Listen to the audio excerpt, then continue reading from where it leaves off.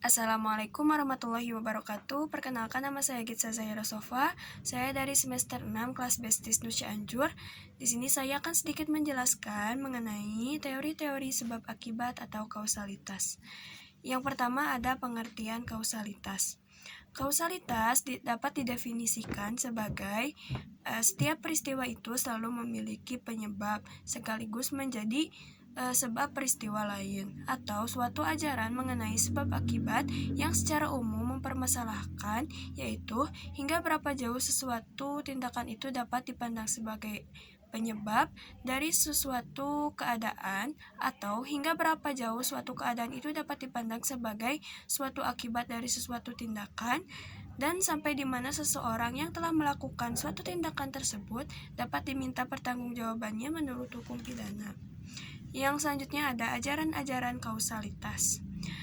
Pertama ada conditio sine qua non atau ekuivalensi oleh von Bury. Teori ini tidak membedakan antara syarat dan sebab, yang menjadi inti dari lahirnya berbagai macam teori dalam kausalitas.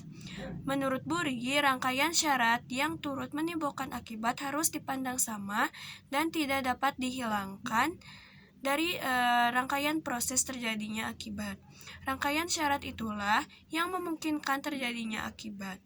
Karenanya, penghapusan satu syarat dari rangkaian tersebut akan menggoyahkan rangkaian syarat secara keseluruhan, sehingga akibat tidak akan terjadi. Karena kesetaraan kedudukan setiap sebab, teori ini dinamakan juga sebagai teori ekuivalen. Dengan demikian, setiap sebab adalah syarat dan setiap syarat adalah sebab. Yang kedua ada teori-teori individualisasi atau causa proxima. Menurut Brickmeyer, teori ini berpangkal dari teori yang pertama. Jadi di dalam rangkaian syarat-syarat yang tidak dapat dihilangkan untuk timbulnya akibat, lalu dicari syarat manakah yang dalam keadaan tertentu itu yang paling banyak membantu untuk terjadinya akibat. Menurut Mulder, sebab adalah syarat yang paling dekat dan tidak dapat dilepaskan dari akibat. Yang ketiga ada teori-teori menggeneralisasi. Menurut von Baer, dalam teori ini yang dipersoalkan adalah apakah satu syarat yang secara umum itu dapat dipandang mengakibatkan terjadinya suatu peristiwa. Menurut von Kris atau teori adequate subjektif, sebab adalah keseluruhan faktor positif dan negatif yang tidak dapat dikesampingkan tanpa sekaligus meniadakan akibat. Namun pembatasan demi kepentingan penetapan pertanggungjawaban pidana tidak dicari dalam nilai kualitatif atau kuantitatif, atau juga dari berat ringannya faktor dalam situasi yang konkret, tetapi dinilai dari makna semua itu secara umum.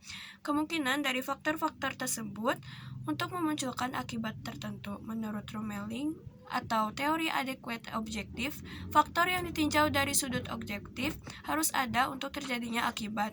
Ihwal probabilitas tidak berdasarkan pada apa yang diketahui atau mungkin diketahui pada waktu melakukan tindakannya, melainkan pada fakta yang objektif pada waktu itu ada, entah diketahui atau tidak. Jadi pada apa yang kemudian terbukti merupakan situasi dan kondisi yang melingkupi peristiwa tersebut. Menurut Simons, sebab adalah tiap-tiap kelakuan yang menurut garis-garis umum pengalaman manusia dapat menimbulkan suatu akibat. Menurut Pompe, sebab adalah hal yang mengandung kekuatan untuk dapat menimbulkan suatu akibat. Yang selanjutnya ada teori relevansi.